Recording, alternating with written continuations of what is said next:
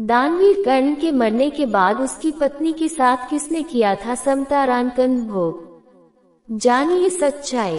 प्रिय दर्शकों, दानवीर कर्ण के निधन के बाद उनकी पत्नी के साथ आखिर किसने वह अनुचित आचरण किया था? दर्शकों, दानवीर कर्ण का नाम सुनते ही मन में एक ऐसी शख्सियत की तस्वीर उभर आती है जिसने जीवन भर अपमान झेला, बलिदान दिए और आखिरकार अपने प्राण, धर्म तथा प्रतिज्ञा को समर्पित कर दिया।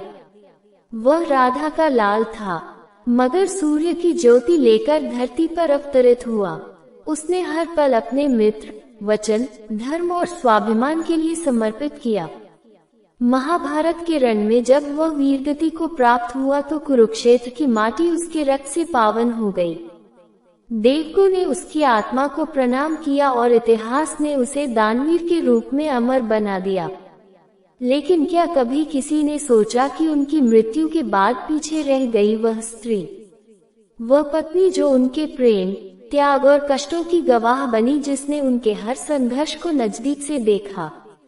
समाज की तिरस्कारपूर्ण नजरों से लेकर युद्ध क्षेत्र के एकाकीपन तक वह छाया की तरह उनके पीछे चली, पर कभी खुद को आगे न आने दिया। कर्ण के चले जाने पर उनके आंगन, द्वार और जीवन में बस खालीपन ही बचा। वह स्त्री केवल एक पत्नी नहीं थी, बल्कि एक अग्नि परीक्षा से गुजरने वाली नारी थी। उनकी खामोशी में गरज छिपी थी, आंखों में आंधी समाई थी और शरीर पर कर्ण के स्नेह की आखिरी छाप बाकी थी। लेकिन जब वह पराक्रमी योद्धा संसार से विदा हो गया, जब उनका रक्त मिट्टी में मिल गया, जब उनके बाणों की गूंज थम गई, तो क्या उनकी पत्नी भी उतने ही सम्मान के साथ जी सकी? क्या समाज ने उन्हें वैसी ही दृष्टि से देखा? क्या वह सुरक्षित रही, या फिर युद्धोत्तर की उस अव्यवस्था में उनकी देह को भी किसी ने लूट लिया? कोई ऐसा जो ना धर्म समझता था ना मर्यादा। क्या कोई वासना का भूखा ऐसा भी था जिसने एक वीर की विधवा को अपना शिकार बना लिया? प्रिय दर्शकों, ये सवाल सिर्फ एक स्त्री की गरिमा का नहीं, बल्कि उस संस्कृति का है जो कर्ण जैसे महान पुरुष की पूजा तो करती है, पर उनकी सहचरी को विस्मृत कर देती है। ये कथा न केवल उस नारी पर हुए अत्याचार की, बल्कि उस युग के दोहरे चरित्र की है। और अब वक्त आ गया है कि सच्चाई का खुलासा हो। आखिर दानवीर कर्ण की मृत्यु के बाद उसकी पत्नी के साथ क्या हुआ, जिसने धर्म और मानवता दोनों को काला धब्बा लगा दिया? लेकिन उससे पहले आपसे एक विनम्र निवेदन है। रामायण में कहा गया है कि जो व्यक्ति किसी कथा, ज्ञान या धर्म की बात को अधूरा छोड़ देता है, वह अनजाने में अपूर्णता का भागी बनता है। अधूरी कथा एक अधूरी यज्ञ की तरह होती है, जो पुण्य की जगह पाप का कारण बन सकती है। इसलिए मेरे प्रिय मित्रों, इस कथा को अंत तक सुने और कमेंट में जय श्री राम जरूर लिखें। प्रिय दर्शकों, प्रत्येक मनुष्य को अपने कर्मों का फल अवश्य ही भोगना पड़ता है, और अपने जीवन में जो जैसा कर्म करता है उसे मृत्यु के बाद उन्हीं कर्मों के अनुसार जन्म मिलता है। किसी को कुत्ते का जन्म मिलता है तो किसी को भेड़ बकरी का जन्म मिलता है। हिंदू धार्मिक ग्रंथों के अनुसार इस धरती पर रहने वाले सभी मनुष्यों को मृत्यु के बाद उसके कर्मों के अनुसार अलग अलग योनि में जन्म मिलता है और उसे अपने कर्मों का फल भोगना पड़ता है। कुछ धार्मिक ग्रंथों में ये भी कहा गया है कि जो मनुष्य अपने जीवन में बहुत अधिक पाप करते हैं, उन्हें एक ऐसी योनि में जन्म मिलता है जिसमें वे अपना दर्द किसी दूसरे से नहीं बता सकते हैं और ना ही किसी के साथ अपना दुख बांट सकते हैं। प्रिय दर्शकों, एक समय की बात है जब देवी मंदोदरी भगवान ब्रह्मा जी से मिलने के लिए गई और भगवान ब्रह्मा जी से कहती है, प्रभु, आज जब मैं आपसे मिलने के लिए आ रही थी तो मैंने देखा कि एक कुत्ता भोजन की तलाश में इधर उधर भटक रहा था और वहीं पर एक मनुष्य भोजन कर रहा था। तभी वह कुत्ता उसके पास जाकर बैठ गया और कुत्ता सोच रहा था कि अभी यह मुझे भी रोटी खिलाएगा, किंतु उस मनुष्य ने अकेले ही भोजन कर लिया और उस कुत्ते को रोटी का एक टुकड़ा भी नहीं दिया। फिर कुत्ता भूखे पेट ही वहां से चला गया। प्रभु, इसे देखकर मेरे मन में दो प्रश्न उठ रहे हैं और मैं चाहती हूँ कि आप मेरे दोनों प्रश्नों के उत्तर देकर मुझे संतुष्ट करें। तो भगवान ब्रह्मा जी मुस्कुराते हुए बोले, हे देवी, तुम्हारे मन में जो भी प्रश्न है मुझे निश्चिंत होकर बताओ, मैं तुम्हारे प्रश्नों के उत्तर अवश्य ही दूंगा। तो देवी मंदोदरी बोली, प्रभु, मेरा पहला प्रश्न यह है कि किस पाप के कारण मनुष्य को कुत्ते का जन्म मिलता है और वे कौन से कार्य हैं जो मनुष्य को अपने जीवन में कभी नहीं करने चाहिए, नहीं तो उसे कुत्ते का जन्म मिलता है। और मेरा दूसरा प्रश्न यह है कि कुत्ते को रोटी खिलाने से हमें कौन सा पुण्य मिलता है। तो भगवान ब्रह्मा जी बोले, मैं तुम्हें एक कथा सुनाता हूँ जिसे सुनकर तुम्हें तुम्हारे प्रश्नों का उत्तर मिल जाएगा, किंतु कथा को पूरा मन लगाकर सुनना। तो देवी मंदोदरी बोली, प्रभु आप कथा सुनाइए, मैं कथा को पूरा मन लगाकर सुनूंगी। तो कथा सुनाते हुए भगवान ब्रह्मा जी ने कहा, एक समय की बात है जब भगवान श्री राम अपनी सभा लगाकर बैठे हुए थे, तभी उन्हें एक कुत्ते की रोने की आवाज सुनाई देती है। तो वे सभा में मौजूद द्वारपाल से उस कुत्ते को वहां से भगाने के लिए कहते हैं। तो द्वारपाल कुत्ते के पास जाता है और उसे वहां से भगा देता है। और फिर अगले दिन जब भगवान श्री राम फिर से सभा में बैठे होते हैं, तभी वह कुत्ता फिर से वहीं पर आकर बैठ जाता है। और जैसे ही भगवान श्री राम सभा में कुछ कहना प्रारंभ करते हैं, फिर से वह कुत्ता जोर जोर से रोने लगता है। और इस बार भी द्वारपाल कुत्ते के पास जाता है और उसे वहां से भगा देता है। फिर तीसरे दिन जब प्रभु श्री राम सभा में बैठे थे, तो फिर से वह कुत्ता आया और उसी स्थान पर बैठकर जोर जोर से रोने लगा। तो भगवान श्री राम ने मन में सोचा, ये कुत्ता मेरे दरबार में रोज रोज आकर रोने क्यों लगता है, जबकि इसे तो कोई मारता भी नहीं है। फिर यह रोज मेरे ही दरबार में आकर क्यों रोता है। फिर इतना सोचकर भगवान श्री राम ने द्वारपाल से कहा, उस कुत्ते को मेरे दरबार में लेकर आओ। तो द्वारपाल उस कुत्ते के पास जाते हैं और उससे कहते हैं, हे सियान, तुम रोज यहाँ पर ही आकर क्यों रोते हो, और चलो, प्रभु श्री राम ने तुमको अपने दरबार में बुलाया है। तो कुत्ता बोला, हे मुनिवर, मैं एक कुत्ता हूँ और कुत्तों का मंदिर, राजभवन तथा रसोई घर और गौशाला जैसे पवित्र स्थान पर जाना मना है, मुझे अपवित्र माना जाता है। इसी कारण मैं प्रभु श्री राम के दरबार में नहीं जा सकता हूँ। तुम प्रभु श्री राम से जाकर कह दो, यदि उन्हें मुझसे मिलना है तो वे यहाँ पर आ जाएंगे, किंतु मैं वहाँ पर नहीं जा सकता। कुत्ते की यह बात सुनकर द्वारपाल प्रभु श्री राम के पास जाता है और कुत्ते द्वारा कही गई सारी बातें उन्हें बताता है। फिर भगवान श्री राम कुत्ते के पास आते हैं और कहते हैं, हे सियान, तुम रोज मेरे दरबार में आकर क्यों रोते हो, क्या मेरे द्वारपाल ने आपको मारा है या फिर मुझसे कोई गलती हो गई है। तो कुत्ता बोला, नहीं प्रभु, ना आपसे कोई गलती हुई है, ना ही आपके द्वारपाल ने मुझे मारा है। तो भगवान राम ने कहा, फिर रोज तुम मेरे दरबार में आकर क्यों रोते हो। तो कुत्ता बोला, प्रभु, एक सन्यासी ने मुझे पत्थर से मारा है, जिसके कारण मेरा एक पैर टूट गया है और अब मुझसे सही से चला भी नहीं जाता है और मुझे बहुत पीड़ा भी हो रही है, इसीलिए प्रभु मैं आपके दरबार में आकर रोता हूँ। प्रभु, मैंने सुना है कि आप सबका न्याय करते हैं, तो प्रभु मेरा भी न्याय कीजिए और उस सन्यासी को सजा दीजिए। तो उस कुत्ते की यह बात सुनकर प्रभु श्री राम बहुत अधिक दुखी हुए और अपने सैनिकों से कहा, उस सन्यासी को मेरे दरबार में लेकर आओ, मैं उसे अवश्य ही सजा दूंगा। फिर सैनिक जाते हैं, उस सन्यासी को प्रभु श्री राम के दरबार में लेकर आते हैं। फिर प्रभु श्री राम उस सन्यासी से कहते हैं, ये जो कुत्ता बोल रहा है सत्य है, तुमने इस कुत्ते को पत्थर से मारा है जिससे इसके पैर में बहुत अधिक चोट आई है और अब इस कुत्ते को बहुत अधिक पीड़ा हो रही है और यह ठीक से चल भी नहीं पा रहा है। इसने क्या अपराध कर दिया था जो तुमने इसे इतनी बड़ी सजा दी है कि इसका पैर ही तोड़ दिया है। तो वह सन्यासी बोला, प्रभु मैं अपनी झोली लेकर भिक्षा मांगने के लिए रास्ते से जब जा रहा था, तभी यह कुत्ता मेरे पास आया और अपनी पूंछ हिलाने लगा और जब मैंने इसे खाने के लिए कुछ नहीं दिया तो इसने मेरी भिक्षा का अन्न छू लिया था, जिसके कारण मैंने क्रोध में आकर पत्थर उठाकर इसको मार दिया और पत्थर बहुत अधिक बड़ा होने के कारण इसका पैर टूट गया। सन्यासी की यह बात सुनकर प्रभु श्री राम उस सन्यासी पर बहुत अधिक क्रोधित हुए और उन्होंने सन्यासी से कहा, ये कुत्ता एक अज्ञानी जीव है। इसने अपना पेट भरने के लिए ऐसा किया।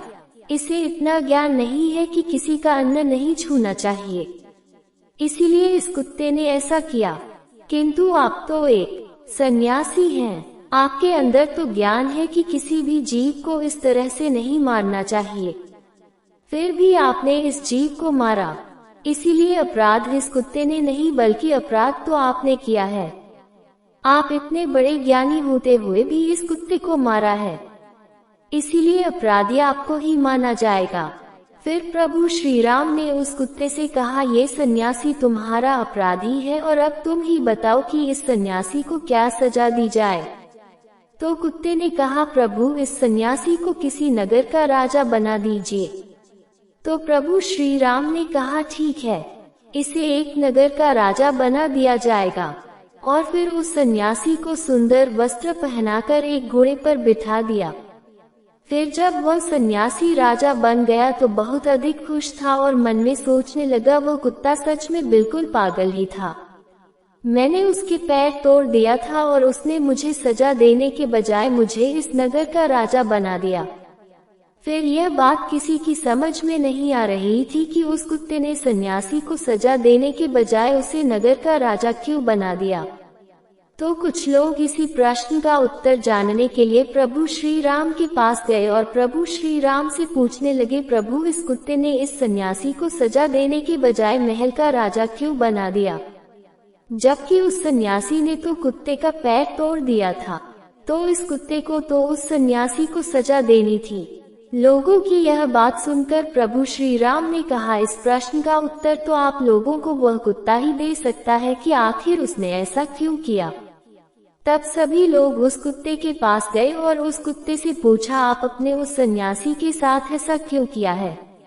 उसे सजा देने के बजाय उसे एक नगर का राजा बना दिया, जबकि उसने तो तुम्हारा एक पैर तोड़ा था। तो कुत्ता मुस्कुराते हुए बोला, तुम जानना चाहते हो कि मैंने उस सन्यासी को सजा देने के बजाय उसे एक नगर का राजा क्यों बना दिया। तो सुनो, मैं भी पिछले जन्म में एक नगर का राजा था और मैं गरीबों पर खूब अत्याचार करता था। मेरे नगर में जितने भी लोग थे सभी बहुत अधिक गरीब थे और वे दिन भर खेतों में मेहनत मजदूरी करके जो अन्न उगाते थे उसमें से आधा मैं ले लेता था और जो भी मुझे अपने अन्न में से आधा हिस्सा नहीं देता था उसे मेरे सैनिक बहुत मारते पीटते थे और उनकी मेहनत का धन मैं हड़प लेता था। पिछले जन्म में मैंने बहुत सारे पाप किए थे, इसी कारण इस जन्म में मुझे कुत्ते का जन्म मिला और अब मैं पिछले जन्म में किए गए पापों का फल भोग रहा हूँ। और मैंने उस सन्यासी को इसीलिए राजा बनाया है ताकि उसे भी अगले जन्म में कुत्ते का ही जन्म मिले और तब उसे पता चलेगा कि कुत्ते का जीवन कैसा होता है और अपना पेट पालने के लिए क्या क्या करना पड़ता है और एक एक अन्न के लिए कितना तरसना पड़ता है और कितने लोगों से मार खानी पड़ती है। फिर इस तरह उस कुत्ते की यह बात सुनकर सभी की समझ में आ गया था कि उस कुत्ते ने उस सन्यासी को राजा क्यों बनाया है। प्रिय दर्शकों, फिर कथा को आगे बढ़ाते हुए भगवान ब्रह्मा जी देवी मंदोदरी से कहते हैं, अब मैं तुम्हारे दोनों प्रश्नों के उत्तर देता हूँ। तुम्हारा पहला प्रश्न था कि वे कौन से कार्य हैं जो एक मनुष्य को अपने जीवन में नहीं करने चाहिए, नहीं तो उसे कुत्ते का जन्म मिलता है। तो समझ लो, जो मनुष्य उस राजा की तरह अपने जीवन में बहुत अधिक पाप करते हैं उन्हें कुत्ते का जन्म मिलता है। और तुम्हारा दूसरा प्रश्न था कि कुत्ते को रोटी खिलाने से हमें कौन सा पुण्य मिलता है। तो समझ लो, जो मनुष्य कुत्ते को भोजन कराता है उसे अपने जीवन में किए गए पापों से मुक्ति मिलती है तथा उसके जीवन में अनजाने में किए गए पाप नष्ट हो जाते हैं। इसीलिए प्रत्येक मनुष्य को कुत्ते तथा भिखारी को रोटी खिलानी चाहिए। फिर देवी मंदोदरी कहती है, प्रभु पृथ्वी लोक पर कुछ मनुष्य ऐसे भी हैं जो द्वार पर आए कुत्ते को मारकर भगा देते हैं और कभी भी कुत्ते तथा गाय को रोटी नहीं खिलाते हैं, परंतु वे लोग पूजा पाठ बहुत अधिक करते हैं। तो क्या प्रभु ऐसे लोगों की पूजा ईश्वर स्वीकार करते हैं? तो भगवान ब्रह्मा जी मुस्कुराते हुए बोले, यह वे लोग हैं जो गंगा जी में पाप धुलने के लिए जाते हैं और वहां से आते ही फिर से पाप करना शुरू कर देते हैं। तो देवी मंदोदरी कहती है, प्रभु क्या गंगा जी में स्नान करने से पाप नहीं धुलते हैं? तो भगवान ब्रह्मा जी बोले, गंगा जी में वही पाप धुलते हैं जो अनजाने में किए गए हो। जानबूझकर किए गए पाप गंगा जी में नहीं धुलते हैं और गंगा जी में स्नान करने से वही मनुष्य पवित्र होता है जिसका मन साफ हो और मन में कोई छल ना हो तथा मन में गंदे विचार ना हो, और गंगा जी में छल कपट करने वाले और दूसरों की बहन बेटियों पर बुरी नजर रखने वाले लोगों का कुछ नहीं होता है। अंत में ऐसे लोगों का सर्वनाश ही होता है और प्रत्येक मनुष्य को अपने कर्मों का फल अवश्य ही मिलता है। दर्शकों, कथा अब भी समाप्त नहीं हुई है। आगे ब्रह्मा जी देव और देवी मंदोदरी के दूसरे प्रश्न पर मनुष्य को उसके कर्मों का फल किस प्रकार मिलता है, इसका उत्तर देते हुए कहते हैं, हे देवी मंदोदरी, अब मैं आपके दूसरे प्रश्न पर मनुष्य को उसके कर्मों का फल किस प्रकार मिलता है, इसका उत्तर मैं आपको एक प्राचीन कथा सुनाकर देता हूँ। इसे पूरा सुनना। प्राचीन समय की बात है। हरिपुर नामक किसी गांव में हरिदास नाम का एक किसान रहता था। वह किसान बड़ा ही निर्धन था। उसके परिवार को 2 वक्त की रोटी भी बड़ी मुश्किल से नसीब हो पाती थी। किसी तरह उस किसान का परिवार गरीबी में अपना जीवन गुजार रहा था। कुछ दिनों के बाद उस किसान के घर में एक बच्चे का जन्म हुआ। जब किसान के घर में बच्चे ने जन्म लिया तो बच्चे को पाकर किसान और उसकी पत्नी बहुत प्रसन्न हुए। उनकी खुशी का कोई ठिकाना नहीं रहा, क्योंकि शादी के कई साल बाद उनके आंगन में बच्चे की किलकारी गूंजी थी। जब आसपास के लोगों को ये पता चला कि किसान के घर में बच्चे का जन्म हुआ है तो आसपास के लोग और नाते रिश्तेदार किसान की पत्नी को बधाई देने के लिए उसके घर आने लगे। किसान हरिदास के घर जश्न का माहौल था। खूब खुशियां मनाई जा रही थी। तभी क्या होता है कि उस किसान के घर एक बड़े ही सिद्ध महात्मा भिक्षा मांगने के लिए आते हैं और द्वार पर खड़े होकर भिक्षा के लिए आवाज लगाने लगते हैं। किसान के घर में आज बड़ा ही खुशी का दिन था, इसीलिए उसने जब साधु महाराज को द्वार पर खड़ा हुआ देखा तो किसान अपने घर से बाहर आया और बाहर आकर उन साधु महाराज से बोला, हे महात्मा, आज आप बड़े ही शुभ अवसर पर मेरे घर पर पधारे हैं। कृपया आप घर के अंदर चलिए, कुछ जलपान ग्रहण कीजिए और मेरे पुत्र को आशीर्वाद दीजिए। बहुत दिनों के बाद मेरे घर में एक संतान ने जन्म लिया है। जब इस प्रकार से वह किसान उन साधु महाराज से बार बार विनती करता है तो महात्मा जी मना नहीं कर पाते हैं और किसान के घर के अंदर आ जाते हैं। दोनों पति पत्नी बड़े ही श्रद्धा भाव से महात्मा जी को भोजन कराते हैं और भोजन उपरांत वह किसान साधु महाराज से कहता है, हे गुरुदेव, यह मेरा पुत्र है। कृपया इसे ऐसा आशीर्वाद दीजिए जिससे कभी भी इसके जीवन में कोई दुख तकलीफ न आने पाए। साधु महाराज जैसे ही उस बच्चे को आशीर्वाद देने के लिए अपना हाथ उठाते हैं तो साधु महाराज की दृष्टि उस शिशु के हाथ पर पड़ती है। बच्चे के हाथ पर एक चिन्ह देखकर साधु महाराज कुछ सोचने लगते हैं। किसान ने जब साधु महाराज को विचार मग्न देखा तो साधु महाराज से पूछा, हे प्रभु, क्या बात है? मेरे पुत्र को देखकर आप किस चिंता में पड़ गए? सब कुशल मंगल तो है ना? साधु महाराज बोले, बेटा, चिंता की कोई बात नहीं है, सब कुशल मंगल है। तुम्हारा पुत्र तो बड़ा ही किस्मत वाला है, क्योंकि तुम्हारे घर में जिस बच्चे ने जन्म लिया है और इसके हाथ पर जो चिन्ह बना हुआ है, यह इशारा करता है कि तुम्हारे पुत्र के भाग्य में राजयोग लिखा हुआ है और यह 16 वर्ष की अवस्था में ही एक नगर का राजा बन जाएगा। महात्मा की यह बात सुनकर किसान को भरोसा नहीं हुआ और बोला, महाराज, ये कैसे संभव है? किसी गरीब का पुत्र भला राजा कैसे बन सकता है? तो इस पर महात्मा जी उस किसान को समझाते हुए बोले, बेटा, ईश्वर की इस दुनिया में हर काम संभव है। इसने अपने पिछले जन्म में कोई ऐसा पुण्य कर्म किया है जिसके कारण इस जन्म में इस बालक को राजपाट नसीब होगा। आगे समझाते हुए वह महात्मा जी बोले, बेटा जैसे ही तुम्हारे पुत्र की अवस्था 16 वर्ष की होगी तो इस नगर का जो राजा है उसकी इकलौती पुत्री से तुम्हारे पुत्र का विवाह होगा और विवाह के बाद राजा की धन दौलत और गद्दी पर तुम्हारे पुत्र का अधिकार हो जाएगा। ये सब बातें मैं तुम्हें ऐसे ही नहीं बता रहा हूँ, इस बच्चे की हाथों की लकीरें ये सब बता रही हैं। प्रिय दर्शकों, साधु महाराज की इन बातों को जब किसान और उनकी पत्नी ने सुना तो इन बातों को सुनकर उन्हें बड़ी खुशी होती है कि हमारे घर में किसी साधारण संतान ने नहीं बल्कि एक राजा ने जन्म लिया है।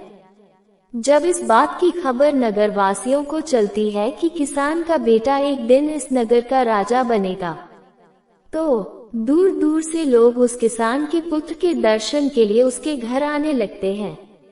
एक तरफ तो किसान के घर पर दूर दूर से लोग आ रहे थे, उधर जो उस नगर का राजा था जिसकी पुत्री के साथ में साधु ने विवाह की भविष्यवाणी की थी, वही राजा शिकार खेलने के लिए जंगल को जाता है। जंगल में जाकर वह अपना शिकार तलाश करने लगता है। तभी राजा की दृष्टि एक हिरण पर पड़ती है।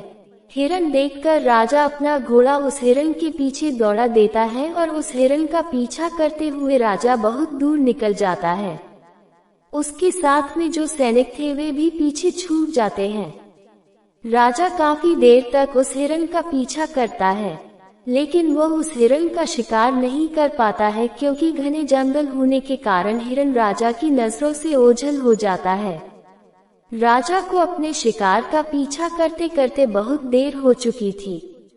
इस कारण प्यास के मारे राजा का गला सूखने लगता है। पानी की तलाश में राजा ने चारों तरफ अपनी नजर दौड़ाई, लेकिन आसपास उसे ऐसा कोई पानी का स्रोत नजर नहीं आया जहां जाकर वह अपनी प्यास बुझा सके। पानी की तलाश में राजा जब कुछ और आगे बढ़ता है तो उसे एक गांव नजर आता है। प्रिय दर्शकों, ये वही गांव था जिस गांव में उस किसान के घर में एक बच्चे ने जन्म लिया था। जब राजा उस गांव के और नजदीक पहुंचा तो उसे गांव के बाहर एक कुटिया नजर आई, जहां एक साधु महाराज कुटिया के बाहर ध्यान मग्न बैठे हुए थे। राजा महात्मा जी के पास पहुंचा, महात्मा जी को प्रणाम किया और प्रणाम करके राजा बोला, हे महाराज, मुझे बहुत जोरों की प्यास लगी है, यदि कुछ जल मिल जाए तो आपकी भी मेहरबानी होगी। साधु बोले, राजन आप थोड़ा इंतजार कीजिए, मैं अभी आपके लिए पानी लेकर आता हूँ। और इतना कहकर महात्मा जी कुटिया के अंदर चले गए। जब महात्मा जी थोड़ी देर में बाहर आए तो उनके हाथ में एक जल से भरा हुआ लोटा था। साधु महाराज ने जल से भरा हुआ लोटा राजा को पकड़ाया। राजा ने पानी पीकर अपनी प्यास बुझाई। पानी पीकर राजा जैसे ही चलने को हुआ तो उसकी दृष्टि उन लोगों पर पड़ गई जो इकट्ठी होकर किसान के घर उसके पुत्र का दर्शन करने के लिए जा रहे थे।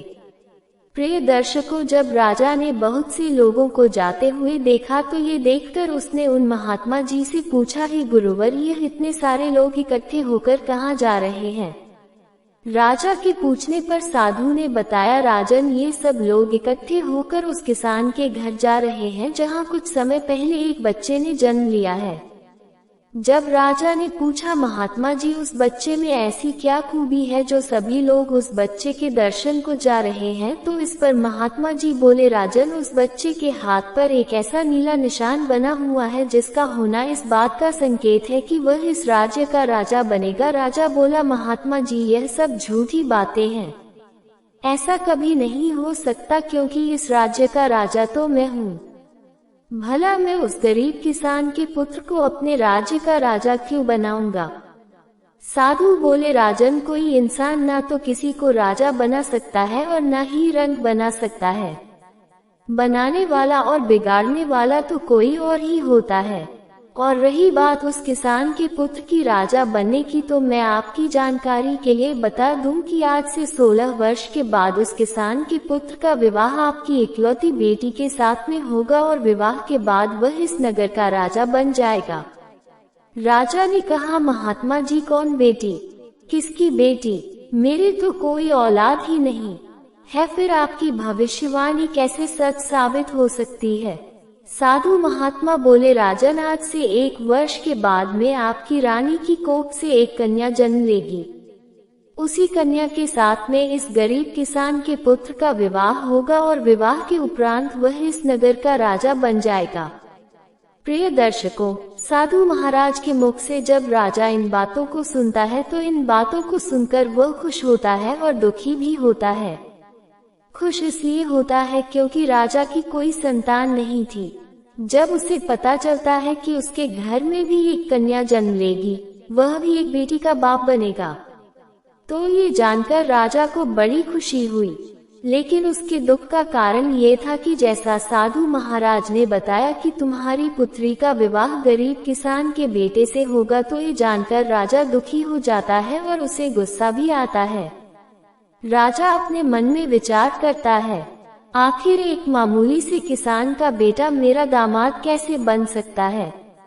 मैं कदापि ऐसा नहीं होने दूंगा। यह विचार कर राजा उन साधु महात्मा से कहता है, आपको क्या लगता है, एक मामूली से किसान के बेटे के साथ में मैं अपनी पुत्री का विवाह कर दूंगा? महात्मा ने कहा, राजन, जो उस बच्चे के भाग्य में लिखा हुआ है उसे कोई नहीं मिटा सकता, क्योंकि विधाता का लिखा तो पत्थर की लकीर होता है, कोई उससे छेड़छाड़ नहीं कर सकता। प्रिय दर्शकों, उस राजा को अपनी ताकत पर बड़ा ही घमंड था। उसने कहा, महात्मा जी, चाहे कुछ भी हो जाए, मैं अपनी बेटी का विवाह उस 2 कौड़ी के किसान के बेटे से हरगिज नहीं होने दूंगा। और रही बात विधाता के लिखे की, तो मुझ में इतना सामर्थ्य है कि मैं उस विधाता के लिखे को भी मिटाकर रख दूंगा। महात्मा जी ने मुस्कुराते हुए कहा, राजन, मैं भी यही हूँ और आप भी यही हो।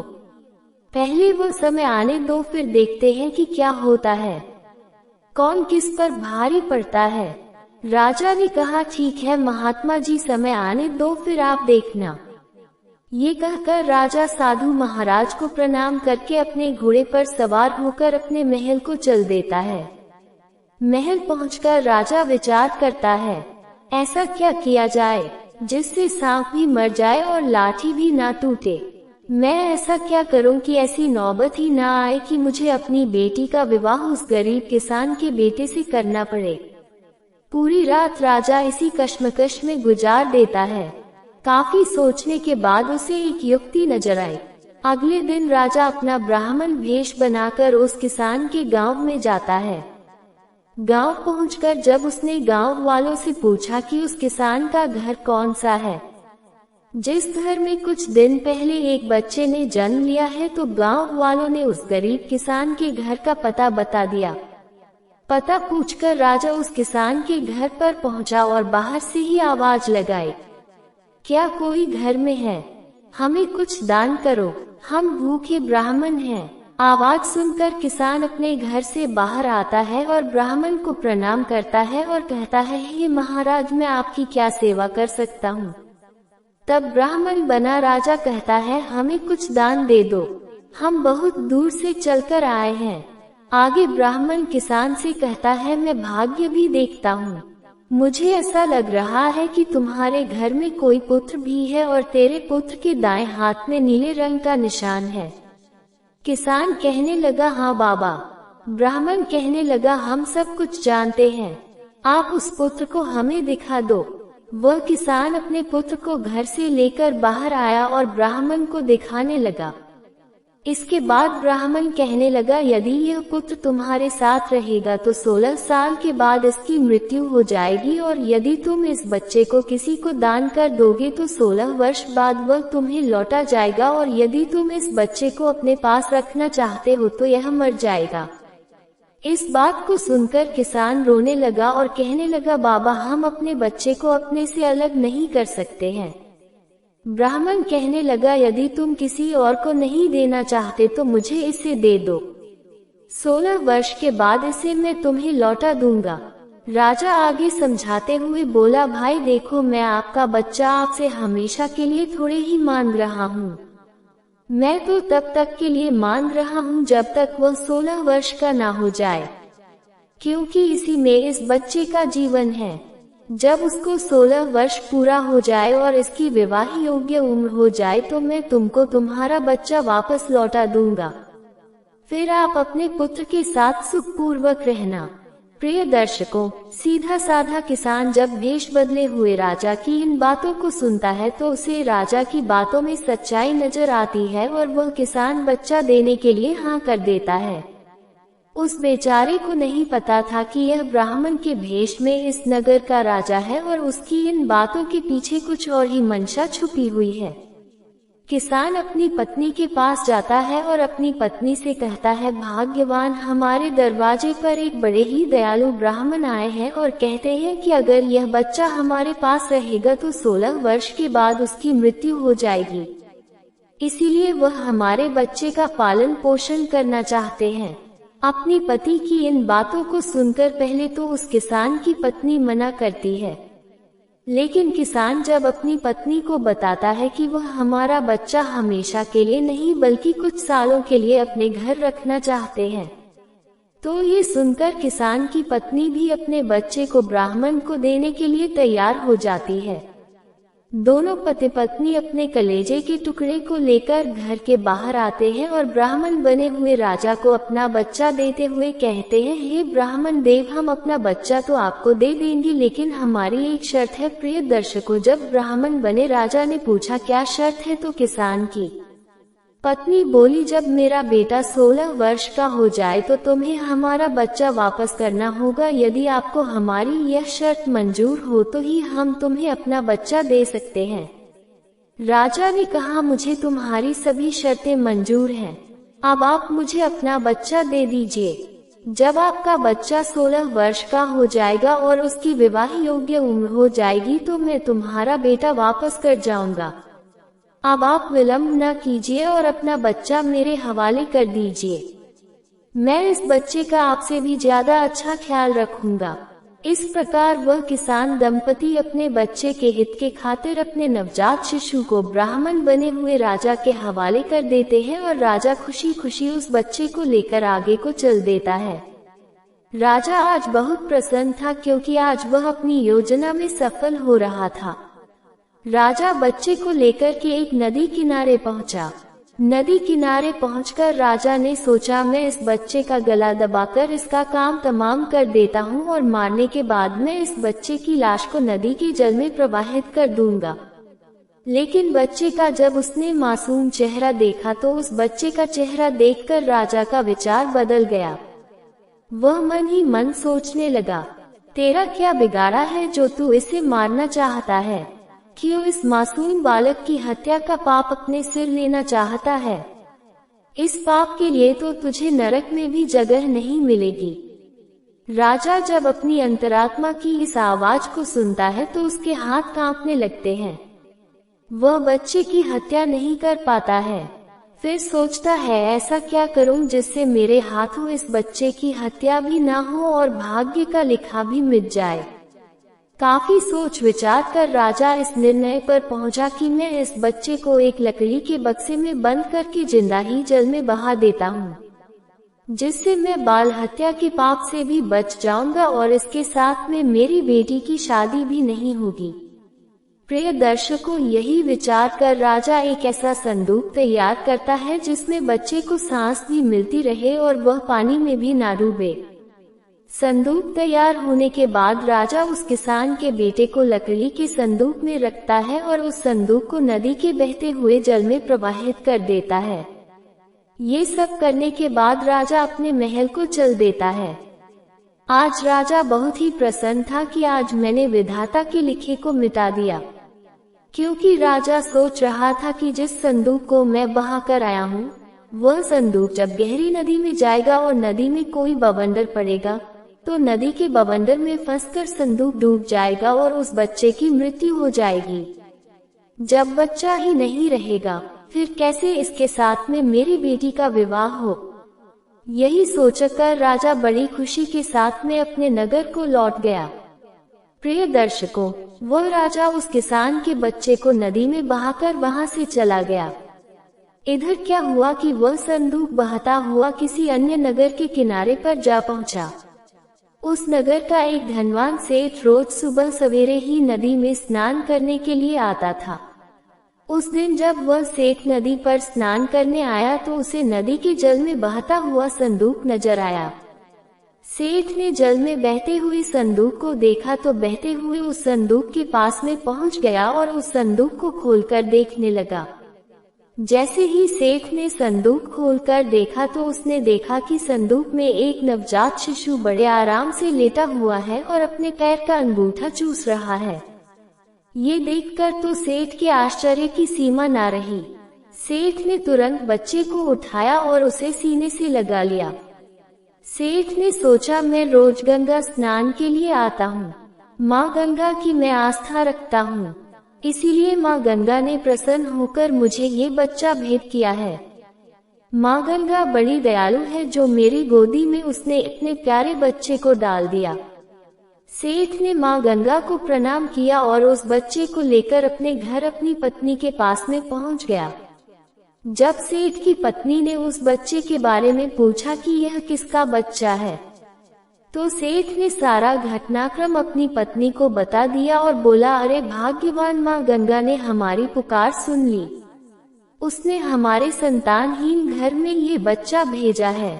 सेठ की पत्नी ने हाथ जोड़कर मन ही मन माँ गंगा को धन्यवाद दिया और माँ गंगा का धन्यवाद देकर सेठानी ने वह बच्चा सेठ के हाथों से अपने हाथों में ले लिया और उस बच्चे को लेकर दुलार करने लगी।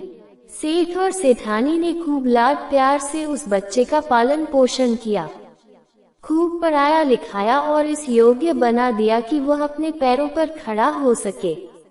इस तरह उस किसान के पुत्र को सेठ और सेठानी के घर में रहते हुए पूरे 16 वर्ष बीत गए और वह बच्चा अब एक युवा बन चुका था। एक दिन वह बच्चा अपने प्रिय दर्शकों के साथ में खेल रहा था। तभी वहां से दूसरे राज्य के राजा की सवारी निकली। प्रिय दर्शकों, जिस समय उस राजा की सवारी निकल रही थी, उसी समय एक छोटा सा बच्चा कहीं से घूमता हुआ राजा के काफिले के सामने पहुंच गया और काफिले के आगे जाकर खड़ा हो गया। राजा का काफिला तो अपनी धुन में चल रहा था, उस छोटे से बच्चे पर किसी का ध्यान नहीं गया। उधर अपने प्रिय दर्शकों के साथ में खेलते हुए सेठ के लड़के की नजर उस बच्चे पर पड़ गई तो उस बच्चे को देखकर चिल्लाते हुए राजा के काफिले की तरफ भागा और बड़ी ही फुर्ती से उसने उस मासूम को बचा लिया। प्रिय दर्शकों, जिस राजा का वह काफिला जा रहा था, वह वही राजा था जिसने कई साल पहले उसे नदी में बहा दिया था, और वह लड़का जिसने मासूम बच्चे की जान बचाई, वह वही लड़का था जिसे राजा भेष बदलकर किसान के घर से ले आया था और बाद में नदी में बहा दिया था। जैसे ही राजा की नजर उस लड़के के हाथ पर पड़ी तो हाथ पर नीला निशान देखकर राजा समझ गया कि हो ना हो यह वही लड़का है जिसे मैंने नदी में बहा दिया था। लेकिन ये जीवित कैसे बच गया?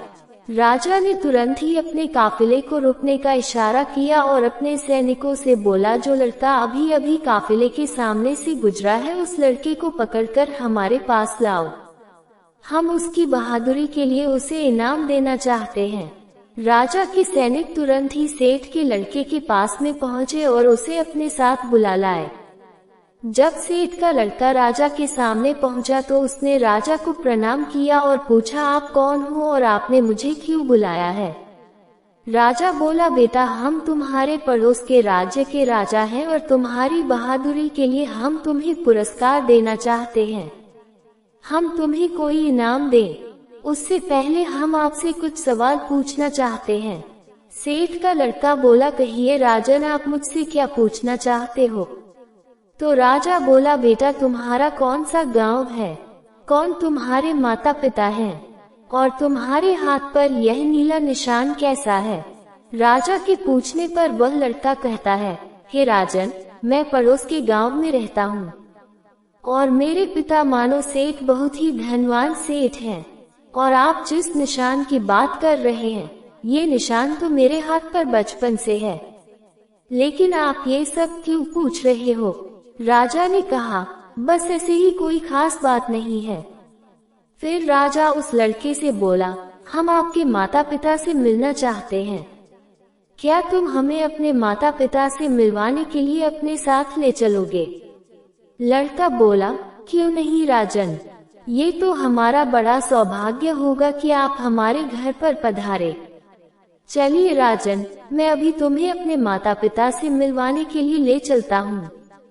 इस प्रकार वह राजा इस बात की पुष्टि करने के लिए कि यह बच्चा वही है जिसे मैंने नदी में बहाया था, उस लड़के के साथ मानो सेठ के घर पर जाता है।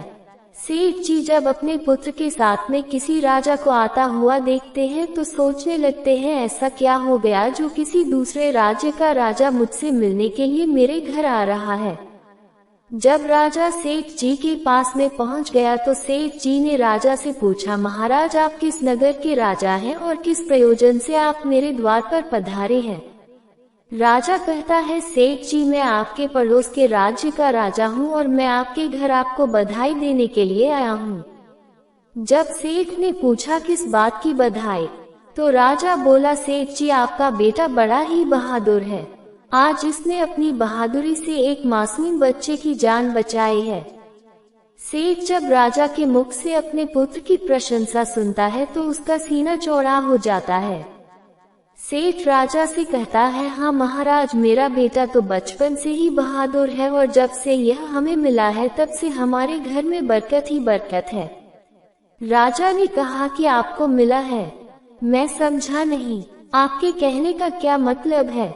सेठ कहने लगा, महाराज अब आपसे क्या छुपाना, यह मेरा असली बेटा नहीं है, ये तो मुझे नदी किनारे एक संदूक में पड़ा हुआ मिला था।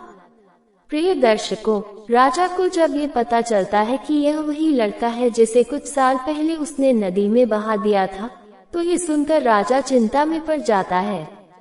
कुछ देर सोचने के बाद राजा उस सेठ से कहता है, सेठ जी मैं आपके पुत्र की बहादुरी का कायल हूँ और मुझे अपनी बेटी की सुरक्षा के लिए ऐसे ही बहादुर लड़कों की आवश्यकता है। यदि आप आज्ञा दें तो मैं आपके लड़के को अपने यहाँ नौकरी पर रखना चाहता हूँ। सेठ ने कहा, राजन ये तो बड़ी ही अच्छी बात है कि मेरा बेटा आप जैसे राजा के यहाँ नौकरी करेगा, मैं इसके लिए सहमत हूँ। सेठ की सहमति मिलने के बाद राजा एक चिट्ठी लिखता है। चिट्ठी लिखने के बाद राजा उस चिट्ठी को एक लिफाफे में बंद करता है, उस पर अपनी मोहर लगाता है। ये सब करने के बाद राजा सेठ के लड़के से कहता है, बेटे मैं तो अभी किसी काम से दूसरे राज्य को जा रहा हूँ, तुम इस चिट्ठी को लेकर मेरे राज्य चले जाओ और इस चिट्ठी को महारानी को पकड़ा, चिट्ठी पढ़ते ही महारानी तुम्हें नौकरी दे देगी। प्रिय दर्शकों, इधर तो राजा अपने काफिले को अपने साथ में लेकर आगे बढ़ जाता है, उधर सेठ का लड़का राजा के नगर को चल देता है। चलते चलते सेठ का लड़का एक घने जंगल में पहुंच गया। जंगल में पहुंचकर वह लड़का मार्ग भटक गया और मार्ग भटक कर वह दूसरी दिशा में बढ़ गया। जिस मार्ग पर वह आगे बढ़ रहा था वह रास्ता डाकुओं के अड्डे पर जाता था और इस प्रकार वह चलते चलते डाकुओं के अड्डे पर पहुंच गया। वहां पहुंच उसकी नजर एक झोपड़ी के ऊपर पड़ी। झोपड़ी को देखकर सेठ के लड़के ने अपने मन में विचार किया, क्यों न आज की रात इस झोपड़ी में ही ठहर कर बिताई जाए। यह विचार कर सेठ के लड़के ने झोपड़ी की तरफ अपने कदम बढ़ा दिए। प्रिय दर्शकों, जैसे ही वह लड़का उस झोपड़ी के अंदर पहुंचा और जैसे ही उसने झोपड़ी के अंदर को झांका तो अंदर का नजारा देखकर वह हैरान रह गया, क्योंकि जो झोपड़ी बाहर से टूटी फूटी नजर आ रही थी, उस झोपड़ी के अंदर नीचे जाने के लिए सीढ़ियां बनी हुई थी और उन सीढ़ियों का दूसरा सिरा एक आलीशान महल तक जाता था। प्रिय दर्शकों, जैसे ही लड़का सीढ़ियां उतरकर नीचे महल में पहुंचा तो उसने देखा कि एक बूढ़ी महिला खाना बना रही है। जब उस बुढ़िया की नजर उस लड़के पर पड़ी तो लड़के को देखकर वह बुढ़िया बोली, बेटा तुम कौन हो, कहाँ से आए हो और बिना इजाजत तुम अंदर कैसे प्रवेश कर गए।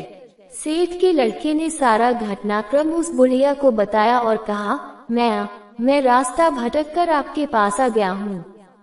यदि आप मुझे एक रात ठहरने की इजाजत दे दे तो आपकी बड़ी मेहरबानी होगी और मैं वचन देता हूँ कि प्राप्त होते ही मैं यहाँ से चला जाऊंगा।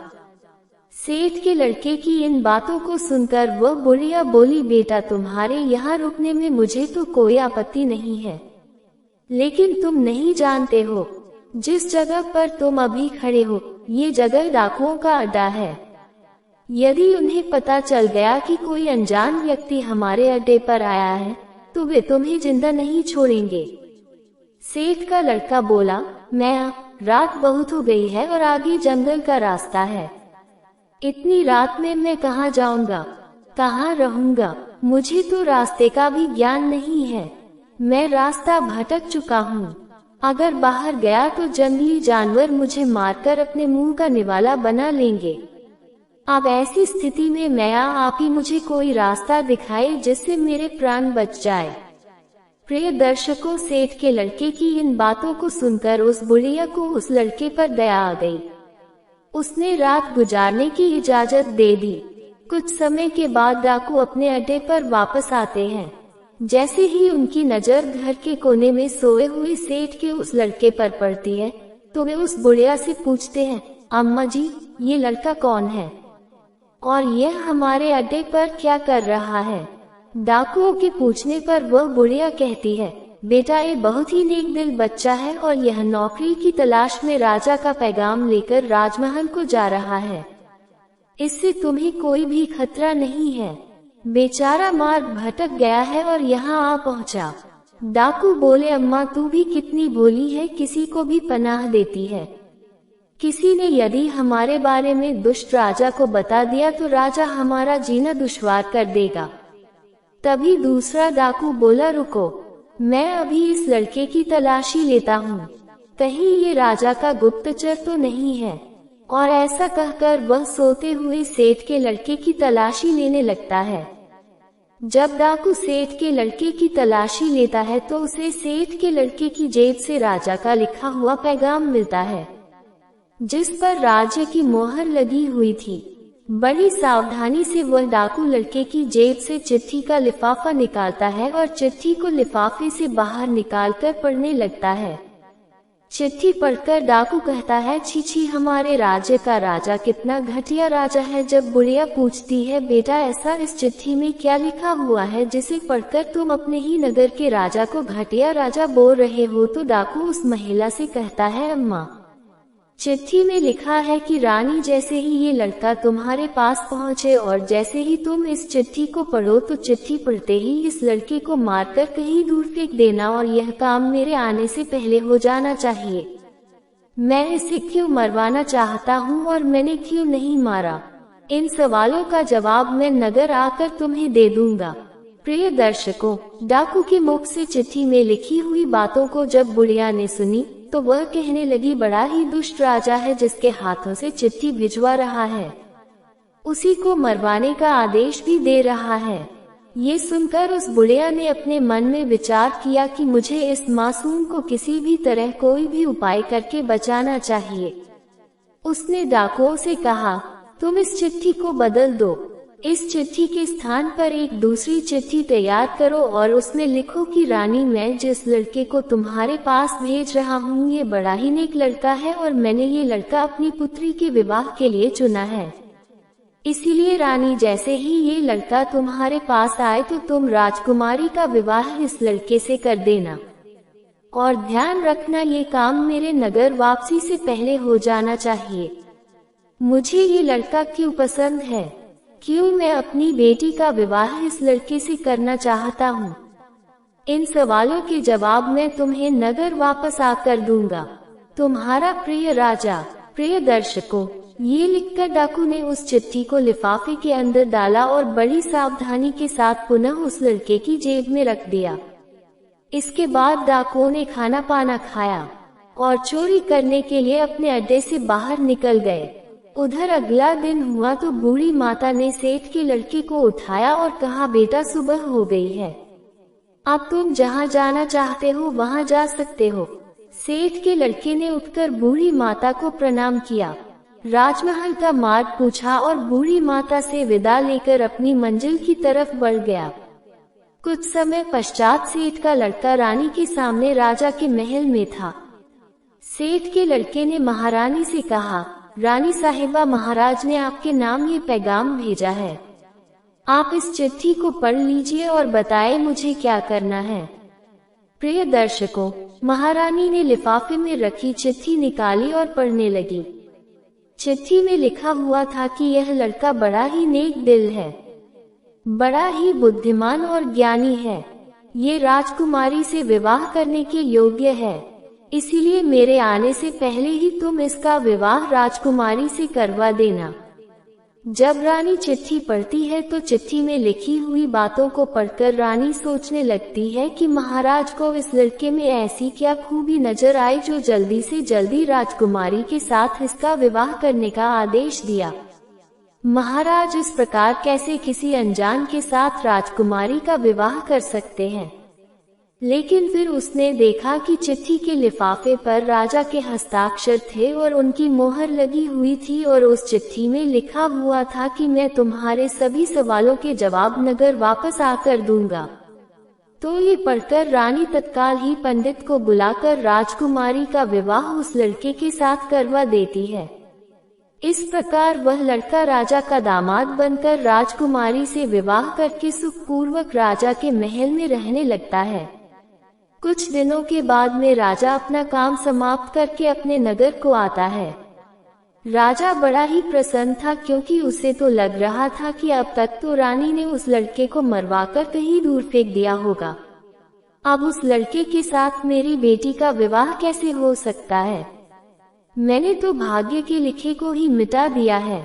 लेकिन प्रिय दर्शकों, जैसे ही राजा अपने महल में पहुंचता है और उस गरीब के बेटे को अपनी राज्य गद्दी पर बैठा हुआ देखता है तो उसके आश्चर्य की सीमा नहीं रहती है, क्योंकि जिस लड़के को राजा ने रानी के पास इसलिए भेजा था कि रानी इसका कत्ल करा देगी, लेकिन यहाँ तो सब उल्टा ही हो गया।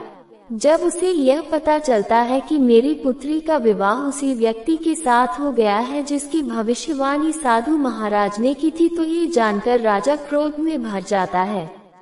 उसे अपनी पत्नी पर बहुत गुस्सा आता है कि रानी ने मेरी आज्ञा का पालन क्यों नहीं किया।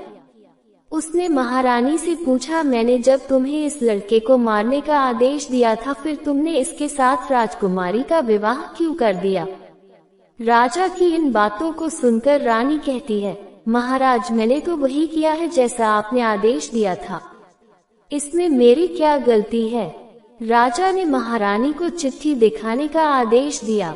महारानी चिट्ठी लेकर बाहर आई।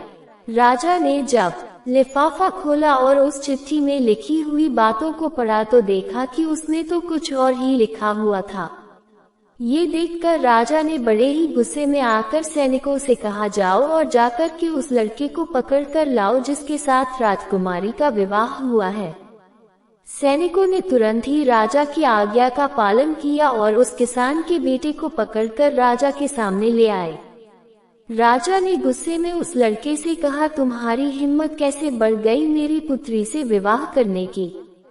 तुमने मुझे बहुत बड़ा धोखा दिया है और मेरे राज्य में धोखे की सजा केवल और केवल मौत होती है। अब तुम मरने के लिए तैयार हो जाओ। मैं तुम्हें अपना दामाद किसी भी कीमत पर स्वीकार नहीं कर सकता। तुम एक गरीब किसान के बेटे हो और गरीब ही रहोगे। मैं भी देखता हूँ कि तुम किस प्रकार इस नगर का राजा बनते हो। प्रिय दर्शकों, राजा की इन बातों को सुनकर वह लड़का बोला, महाराज आप ये क्या कह रहे हो? मैंने आपको क्या धोखा दिया है और आप बार बार किस किसान की बात कर रहे हो, जबकि आपको भी पता है कि मैं किसान का बेटा नहीं बल्कि एक सेठ का बेटा हूँ। राजा ने कहा, तुम मुझे अपनी बातों में उलझाकर बेवकूफ बनाना चाहते हो, लेकिन अब मैं तुम्हारी किसी बात में नहीं आऊंगा। आज का दिन तुम्हारे जीवन का अंतिम दिन साबित होगा। इतना कहकर राजा अपनी तलवार उठा लेता है। राजा के हाथ में तलवार देखकर राजकुमारी राजा के सामने खड़ी हो जाती है और कहती है, पिताजी आप जिस पर तलवार चला रहे हैं वह मेरे पति परमेश्वर हैं। उन्हें मारने से पहले तुम्हें मुझे मारना होगा। इधर राजमहल के अंदर यह सब कुछ चल रहा था कि तभी एक सैनिक राजमहल में आता है और आकर राजा से कहता है, महाराज एक बड़े ही सिद्ध महात्मा आए हुए हैं और अभी इसी समय आपसे मिलना चाहते हैं। राजा ने कहा, ठीक है, महात्मा जी को अंदर ले आओ। आदेश मिलते ही सैनिक दौड़ा हुआ महात्मा जी के पास जाता है और उन्हें अपने साथ में ले आता है। राजा ने उठकर महात्मा जी को प्रणाम किया और उनके आने का प्रयोजन पूछा। महात्मा जी ने कहा, लगता है राजन आपने मुझे पहचाना नहीं। जब राजा ने कहा, आप कौन हो और मुझसे क्यों मिलना चाहते हो, तो महात्मा जी ने बड़ी ही विनम्रता के साथ मुस्कुराते हुए जवाब दिया, राजन मैं वही महात्मा हूँ जिससे आप 16 साल पहले मिले थे और मैंने आपको बताया था कि आज से 16 साल के बाद में आपकी पुत्री का विवाह इस गरीब किसान के बेटे से होगा। लेकिन आपने कहा था कि मैं राजा हूँ और मैं कुछ भी कर सकता हूँ। लेकिन देखा राजन, जो भाग्य में होता है वही होकर रहता है। प्रिय दर्शकों, जब राजा साधु की इन बातों को सुनता है तो हाथ जोड़कर कहता है, गुरुदेव मुझे क्षमा कर दीजिए। आप सच कहते थे कि कोई ना तो किसी का भाग्य मिटा सकता है और न ही उसमें कोई बदलाव कर सकता है। विधि के विधान को कोई नहीं बदल सकता। जो भी जिसके भाग्य में लिखा हुआ है वह उसे मिलकर ही रहता है। मैं नियति के हाथों हार चुका हूँ। महात्मा जी ने कहा, राजन भाग्य के सामने कोई नहीं टिक सकता, इसीलिए अब तुम व्यर्थ की चिंता छोड़ो। किसान के बेटे को अपना दामाद स्वीकार करो और अपना राज्यपाट उसे सौंपकर सुखपूर्वक जीवन व्यतीत करो। यही नियति का लेखा है और इसी में तुम्हारी भलाई है। प्रिय दर्शकों, इस प्रकार वह राजा अपना सारा राज्यपाट किसान के पुत्र को सौंप देता है। पूरे नगर में राजा की चर्चा होने लगती है कि राजा बड़ा ही नेक दिल इंसान है जो उसने अपनी पुत्री का विवाह एक साधारण से लड़के से किया। इधर किसान का बेटा उस नगर का राजा बनकर सुखपूर्वक अपना जीवन बिताने लगता है। राजा ने भी यह सोचकर अपने अहंकार का त्याग कर दिया कि मेरे इतना सब करने के बाद भी नियति ने जो तय कर रखा था वही हुआ। प्रिय दर्शकों, इस कथा से हमें 3 सीख मिलती है। पहली सीख, कर्मों का फल अवश्य मिलता है। प्रत्येक मनुष्य को अपने किए गए पापों का फल अगले जन्म में भोगना पड़ता है। जैसे राजा ने गरीबों पर अत्याचार किया इसलिए उसे कुत्ते का जन्म मिला। इसलिए जीवन में अत्याचार और पाप से बचना चाहिए। दूसरी सीख, जीवों के प्रति दया रखें। कुत्ते को भोजन देने से अनजाने पाप नष्ट होते हैं और पुण्य प्राप्त होता है। सन्यासी ने क्रोध में कुत्ते को मारा जिसका अपराध उसे राजा बनाकर भुगतना पड़ा। इसलिए हर जीव की सेवा से जीवन पवित्र होता है। तीसरी सीख, भाग्य को स्वीकार करें। विधाता का लिखा पत्थर की लकीर है जिसे कोई नहीं बदल सकता। राजा ने कितना भी प्रयास किया लेकिन किसान का बेटा राजा बन गया। इसलिए अहंकार त्याग कर नियति के अनुसार जीना चाहिए। प्रिय दर्शकों, कथा अभी समाप्त नहीं हुई है। अब हम जानेंगे आखिर कर्ण की मृत्यु के बाद उसकी पत्नी के साथ क्या हुआ। प्रिय दर्शकों, हस्तिनापुर की सड़कों पर धूल शांत हो चुकी थी, लेकिन कुरुक्षेत्र के मैदानों में अभी भी सन्नाटा चीख रहा था। युग के सर्वश्रेष्ठ धनुर्धर, सबसे उदार दाता वह सूर्यपुत्र जो जन्म से अंत तक सब कुछ दान कर गया। कर्ण अब शांत हो चुका था, लेकिन उनके निवास की दहलीज पर तूफान मंडरा रहा था। वह संध्या का पल जब दीपक की हल्की रोशनी अंधकार को टालने का प्रयास करती है, वैसा ही क्षण था उनकी पत्नी के लिए। वह द्वार पर विराज कर बाहर की ओर टकटकी लगाए बैठी थी। शायद कोई संदेश अभी आ जाए। शायद उनकी पायल की खनक सुनकर कर्ण मुस्कुराते हुए लौट आए और कहे, देर हो गई। रण के लक्ष्मी ने गोद में बिठा लिया था, अब आ गया हूँ। लेकिन उस रात द्वार ने किसी विजेता का स्वागत नहीं किया। अंदर बहती हवा बार बार वही खाली सवाल दोहरा रही थी, वह कहाँ है जो हर भोर सूर्य की पहली किरण की तरह आंगन में उतर आता था। दूर से रणभूमि से लौटते एक रथ की कलकलाहट गूंजी। रथ ठहरा लेकिन सारथी की आंखें भीगी हुई थी। उसने सिर्फ इतना कहा, स्वामी रण में सो गए, और फिर वही मौन जो हजारों शब्दों से कहीं भारी होता है। उस मौन में पत्नी ने कर्ण की सारी यात्रा देख ली। अंगराज का राजा अभिषेक, द्रुपद की सभा में अपमान, परशुराम का श्राप, कवच कुंडल का दान और अंतिम वो पल जब रथ का चक्र धरती में फंस गया और ईश्वरीय लीला ने उन्हें अंतिम कसौटी पर परखा। कहा जाता है जिस दिन घर का आधार ढहता है उसी दिन उसके भीतर का साहस खड़ा होना सीखता है। उसी रात्रि घर की मालकिन ने आंसू पोंछे और चूल्हे की सुलगती राख को फूंक मारकर लौ को प्रज्वलित किया। ये दीपक आज नहीं बुझेगा, ये कर्ण का दीप है। उनकी प्रतिज्ञाओं का, दान का, सत्य निष्ठा का। उन्होंने बच्चों के सिरों पर हाथ फेरा और धीरे से कहा, तुम्हारे पिता हार कर नहीं गए, धर्म निभा कर गए। जहाँ जहाँ धर्म की चर्चा होगी वहाँ उनका नाम अमर रहेगा। भोर होते ही खबर जंगल की आग की तरह फैल गई। कर्ण नहीं रहे, नगर की गलियों में कदम सुस्त हो गए, बाजारों में हलचल थम गई और राजमहल में एक और आंधी उमड़ पड़ी। कुंती ने अंततः रहस्य खोला। कर्ण उनका सबसे बड़ा पुत्र था, पांडवों का ज्येष्ठ भाई। ये सुनकर पांडवों के हृदय में जो बिजली कौंधी उसकी गर्जना चारों ओर गूंजी। अर्जुन की आंखें नम हो आए। भीम ने बड़े भाई के लिए सिर झुकाया। युधिष्ठिर के हाथ कांप उठे। जिसे हमने शत्रु माना वह तो हमारा अग्रज था। ये समाचार कर्ण की पत्नी तक पहुंचा तो शोक में नया आयाम जुड़ गया। तो मेरा स्वामी सिर्फ वीर नहीं, वह तो उस वंश का उजाला था जिसे जग धर्म का नक्षत्र मानता है। अंतिम संस्कार का दिन आया। नदी तट पर चिता सजाई गई। आकाश में सूर्य जैसे ठहर सा गया। हवा भी रुक रुक कर बह रही थी। कर्ण की पत्नी ने चिता के निकट पहुंचकर माथा टेका। उन्होंने कोई शोक विलाप न किया।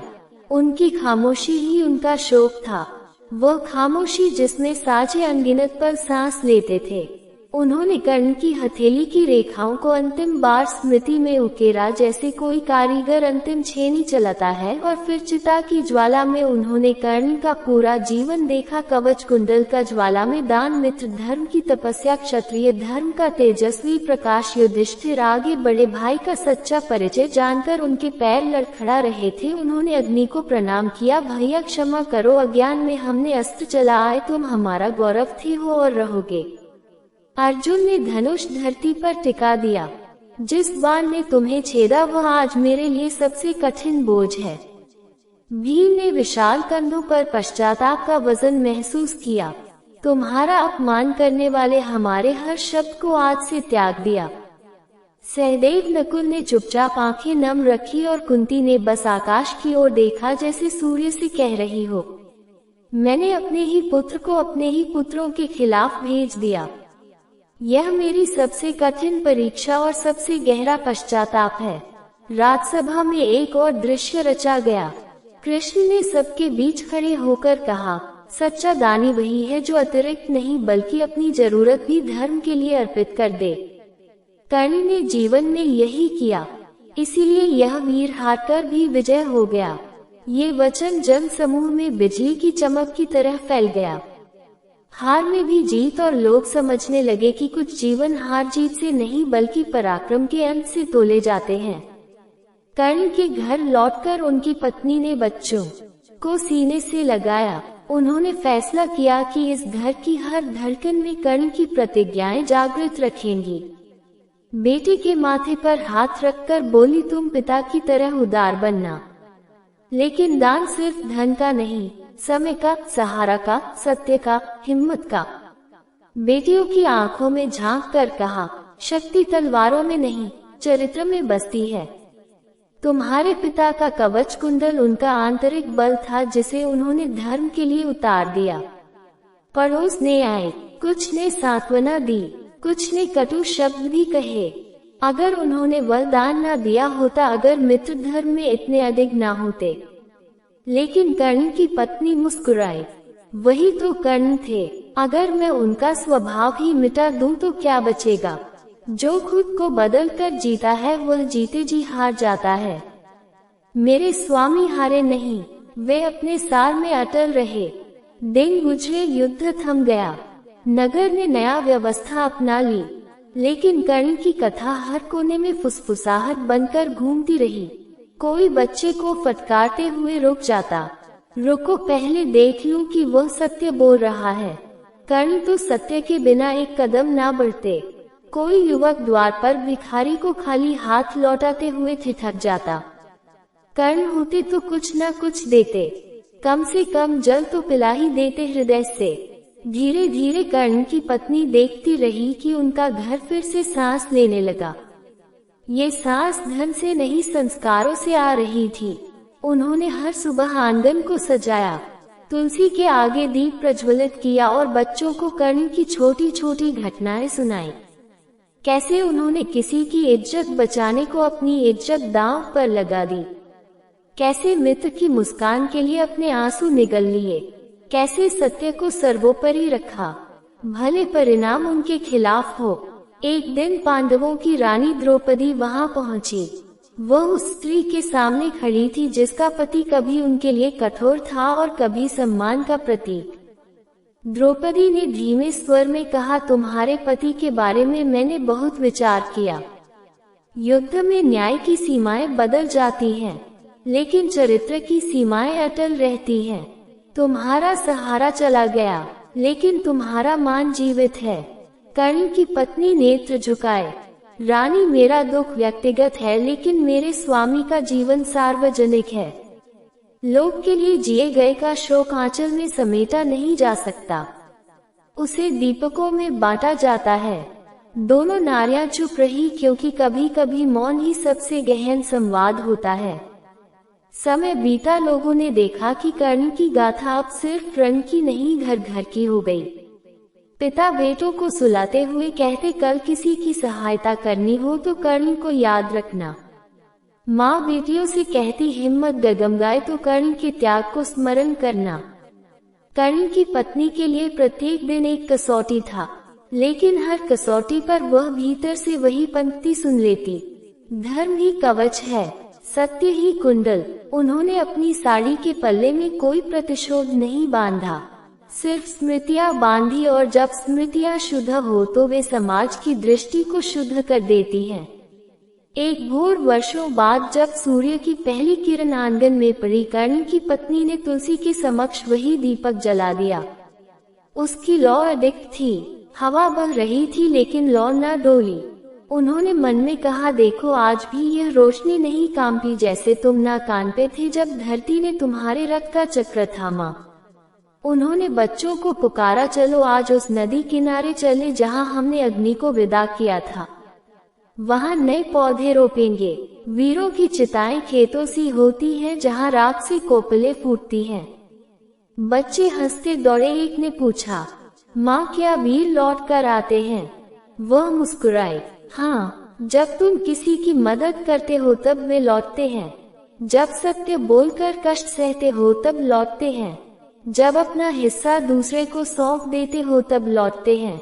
वीर देह से जाते हैं, लेकिन उनके फैसले, आदर्श, दान ये बार बार संसार को संभालते हैं। यही कर्ण की अमृता थी।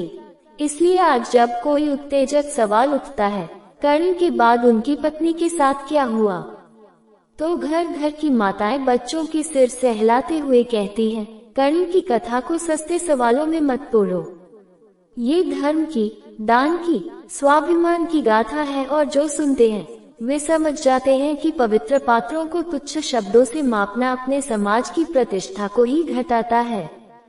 कर्ण की पत्नी ने अपने शोक को मर्यादा दी, आंसुओं को संस्कार बनाया, एकाकीपन को प्रकाश की धारा, और जब भी कोई दीपक रात्रि में झूलता है, लोग कहते हैं ये कर्ण का दीप है। हार में विजय का, मृत्यु में महानता का, पीड़ा में पाठ का, यही सत्य, यही मान, यही शौर्य। इसी से तुम्हारा वीडियो भी दमकेगा। कर्ण की कथा को उसी ऊंचाई पर रखो जहां वह रची गई। दर्शकों को सनसनी ना दो, सत्य दो, कलह ना फैलाओ, करुणा बांटो, और सबसे ऊपर कर्ण से हृदय दो। प्रिय दर्शकों, कथा को यही समाप्त करते हैं। राधे राधे, नमस्कार।